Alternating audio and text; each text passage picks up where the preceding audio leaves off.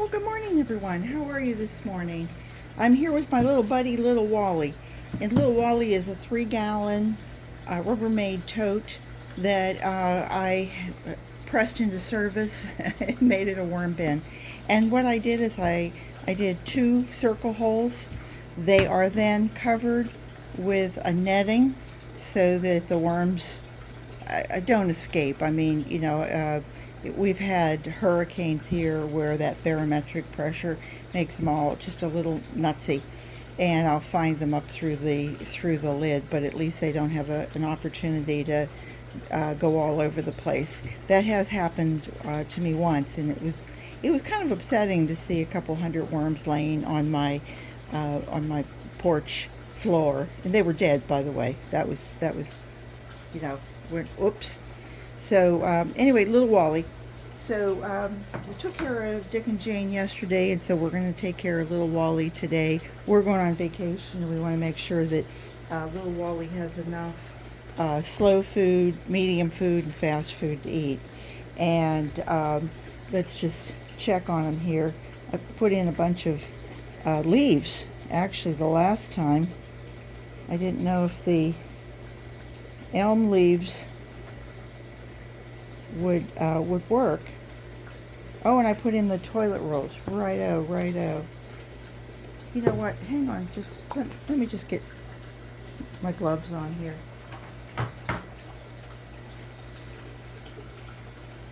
I hope you guys are all doing well. Hope your week's going well for you. Okay, let's see what we got here. Just use my hands. I put in a toilet roll and I stuffed them with elm leaves.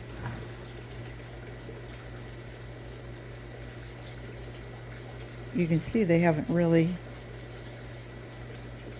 And just take it apart. Looks a little.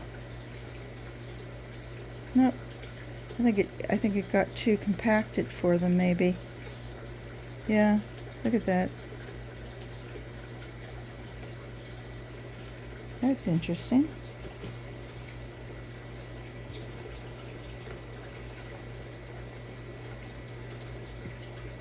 I mean, it looks really, you can see that it looks really rich and brown.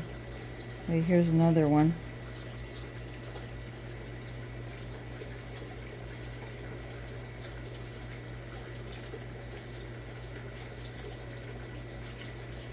There we have a few worms. And again, more kind of compacted.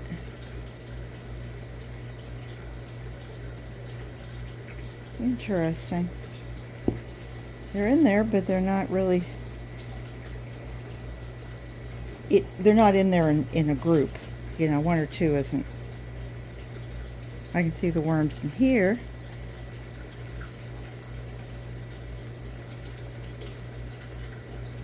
My worms aren't really that big. When I started out, they were a lot larger. Maybe because I'm not really pressing them into service, I'm not as attentive to them as I perhaps should be. Maybe during the winter I'll feel more like it. That's a nice size. Not huge, but they're decent. They're obviously happy living there. You see that? So we fluff everybody up and try and even out the moisture.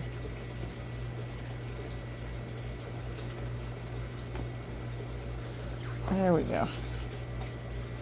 You have to admit, when you're a worm farmer, you do get stronger arms.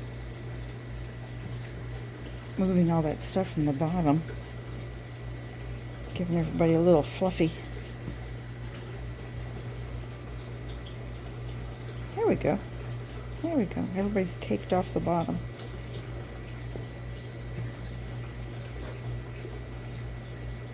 And kind of like I did with Dick and Jane, I'm only going to feed on one side. And I'm just going to give them a little bit of bedding. Not a whole lot. And a lot of sweet potato that I had left.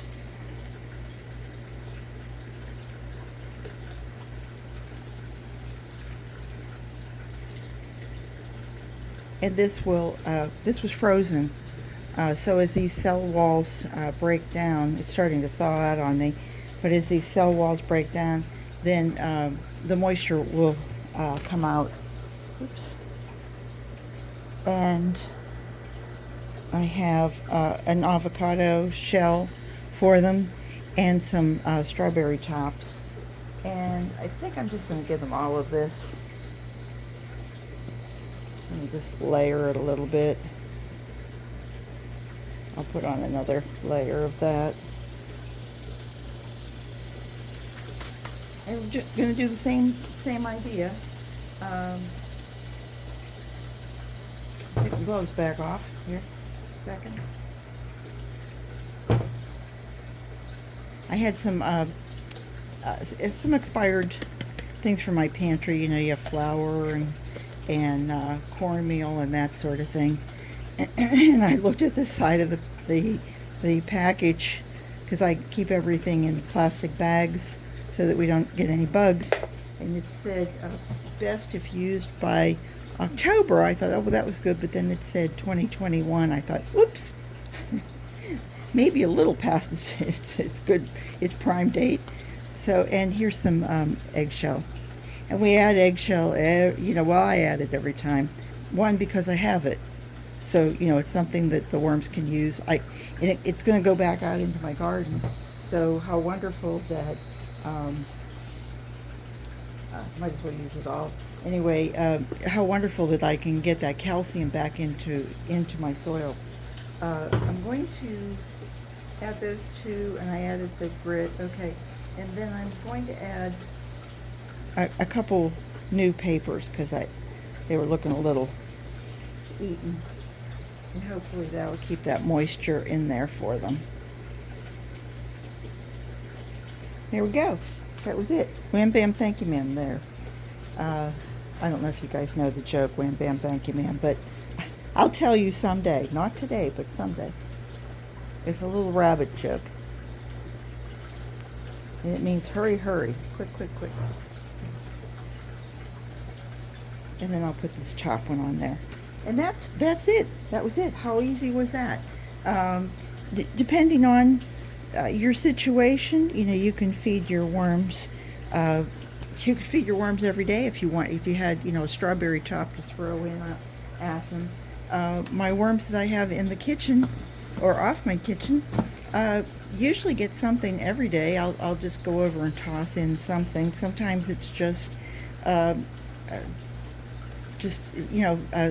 dust and sand and stuff off the floor, and other days it's a little bit of coffee grounds. Some days it's toilet rolls that I've cut up, strawberry tops, banana peel, maybe something that gets left over, like if you're making rice and you have a little bit of rice left over and you just want to throw that in, small amounts. I mean, I'm not throwing in a pound of raw food every day. But anyway, think about how you feed your worms according to the size container and the amount of worms that you have in there. I can tell that I don't have as many worms as I used to. Maybe there's 500, maybe it's close to 1,000. I haven't fed in here for probably 3 weeks. So there's not a lot of food left. There was no real food left. You could see they were, working on those elm leaves and some shred, but for the most part, it was done. So I could have tried to dry it out and harvest some, but again, going on vacation, got to think about that. So I just want to keep them. I just want them to survive for the next few weeks until I can come back and handle them properly. So that's Little Wally, and next we'll have to move on to Jack and Jill and try and get them prepared. But that's another day. Anyway, take care, everybody. I hope you guys have a great day. Come back and see me again soon. Remember, I'll be here, and garden what you've got. Bye-bye.